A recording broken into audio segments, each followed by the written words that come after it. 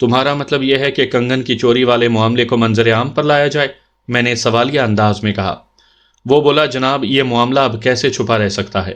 کنگن چور رب نواز اس وقت آپ کی تحلیل میں ہے، اس نے اقبال جرم بھی کر لیا ہے۔ اسی کی فراہم کردہ معلومات پر ہم نے ملک دلدار کی حویلی کی تلاشی لی ہے، جہاں سے مال مسروقہ برآمد ہوا ہے۔ ہر چیز باقاعدہ ریکارڈ پر درج ہوتی جا رہی ہے۔ عدالت نے ملک دلدار کی خانہ تلاشی کا اجازت نامہ جاری کیا ہے۔